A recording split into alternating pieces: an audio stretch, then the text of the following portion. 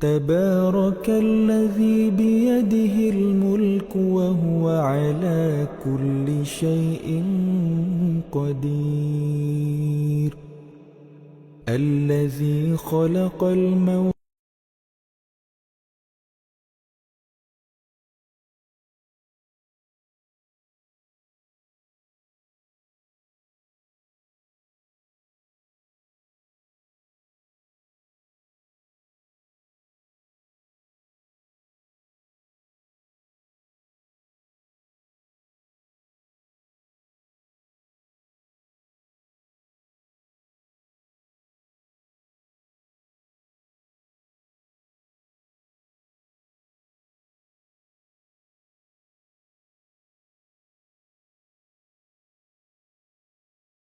sehingga nggak cerewet-cerewet lagi. Amin.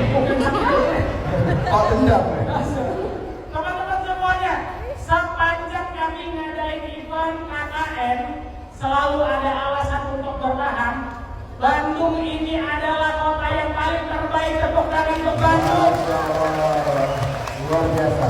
Ya, kebetulan Di setiap kota kita selalu ngomong kayak gitu ya. Sama lah, di kota terbaik lah. Iya. Masya Allah. Tapi aku jujur udah merinding ya. merinding luar biasa Bandung. Perkenalkan yang belum kenal, aku Ale, ini Mas Fredo. Mas Fredo cinta banget sama Persija. Astagfirullah. Persib dong kalau Persib kita tahu. dong, Persib. Kalau di Jakarta kita bilang Sinar Jakarta. Persib ya. Persib. Aku mah orang Sunda. Aing mah orang Bandung. Aku mah Aing. Salah dong. Salah. Aku tuh Aing. Oh, aku tuh Aing. Iya. Oke. Aing mah aku. Oke. Punya mau aing, cek aing oke gitu ya. Tapi itu tidak maksud. Ada momen di mana Nabi Yusuf bisa mempermalukan, tapi tidak digunakan. Malah mengucapkan ampun.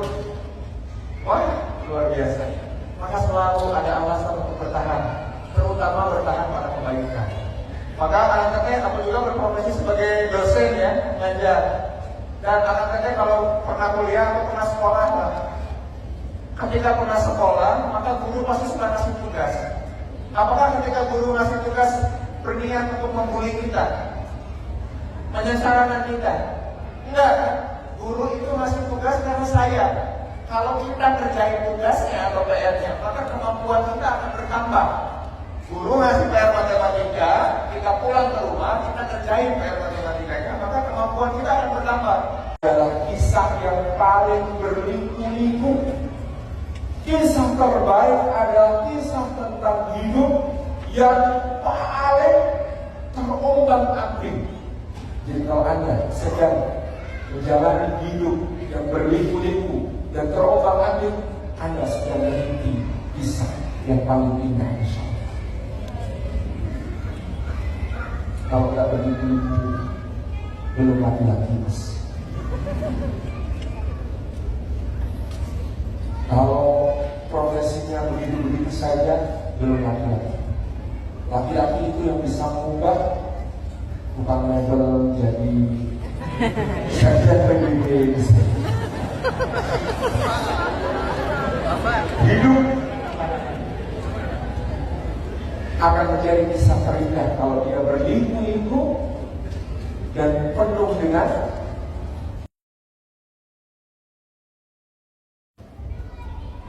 bulan, bintang, matahari yang bersujud kepada. Tapi memang mimpi kita, cita kita, kadang-kadang gak perlu diceritain kepada banyak orang. Karena manusia itu aneh. Kadang-kadang sama mimpi orang aja iri. Baru mimpi sudah didengki. Maka kadang-kadang mimpi yang kuat itu harus disimpan rapat-rapat dalam dada, supaya dia pada suatu titik akan meledak menjadi sesuatu yang bermakna bagi diri kita dan sesama.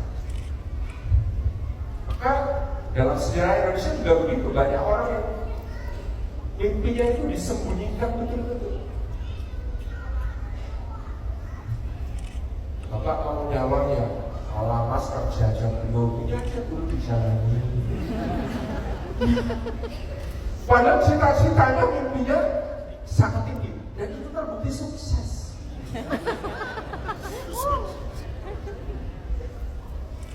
Dan kisah terbaik itu oleh Allah digambarkan kepada kita dengan segala warnanya kan,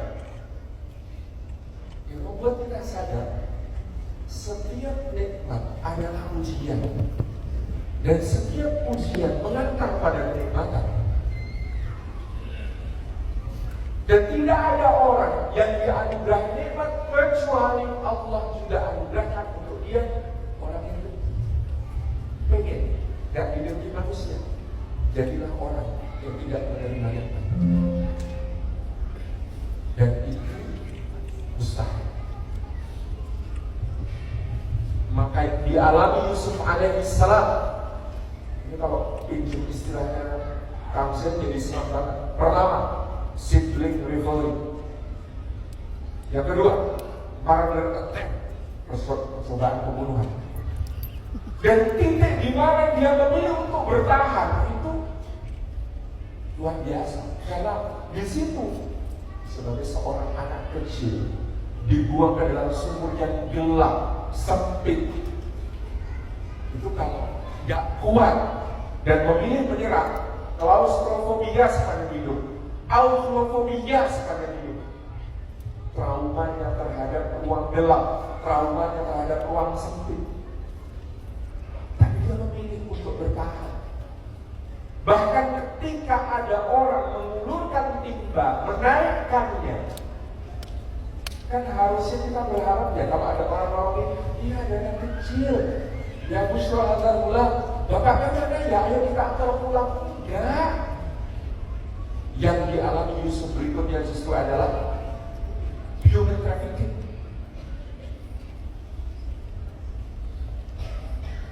Jadi kalau berharap kepada makhluk itu sakit. Karena kita tidak pernah tahu dari manusia. Kan kita berharap kita ditemukan orang, dikembalikan ke ayah ini. Enggak. Dijual dari yang jauh. Human trafficking dan kemudian slavery, perbudakan. Dari slavery, perbudakan diperlakukan dengan baik di sebuah rumah, ternyata modus. Yang terjadi berikutnya sexual abuse. Sampai-sampai kita itu kayak benang merahnya kisah Nabi itu baju. Kakak-kakaknya datang kepada bapaknya dengan baju yang dilumuri darah palsu. Nanti baju yang akan membela Yusuf ketika dia difitnah bahwa dia yang menggoda, maka bajunya sobek di belakang. Kalau akan-akan kira-kira kalau digoda kayak Nabi Yusuf, bajunya sobek bagian mana? Kali ini namanya sabar. Ternyata nggak sobek sama sekali kalau Mas Saleh dilepas duluan sama dia. Ada yang bilang kalau saya sobek samping, kenapa sobek samping? Soalnya saya tidak sesoleh yang sobek belakang, tapi juga tidak sebejat yang sobek depan. Saya masih makan masator yang tengah-tengah. Sampai nanti baju yang kemudian dilemparkan ke wajah ayahandanya mengembalikan penglihatan beliau. Sexual abuse, bayangkan sexual abuse itu masih diikuti dengan ketika dia lari sampai ke pintu, diikuti dengan false accusation, tuduhan palsu. Paling katakan saya kesempatan untuk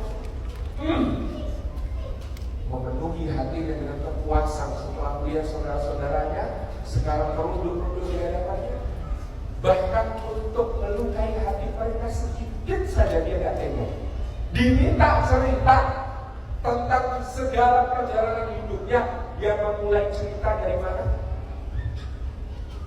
Tuhan telah berbuat baik padaku ketika mengeluarkan aku dari dalam sumur atau penjara.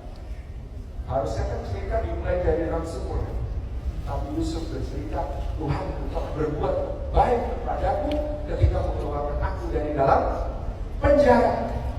Semua dilewati, skip. Kenapa? Karena dia tahu menyebut syukur membuat saudara-saudaranya Yusuf papanya sudah dimaafin, masih diceritain juga, kan kita jadi infil.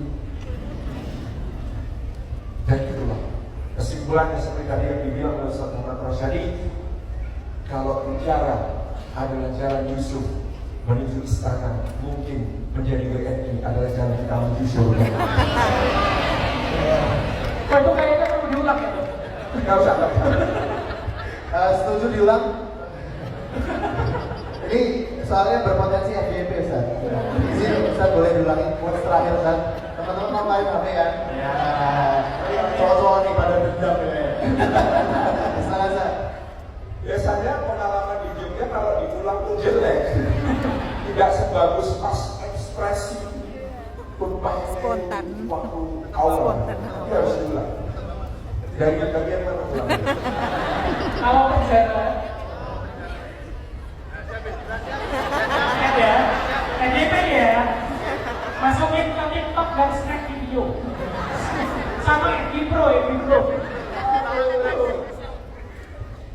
Karena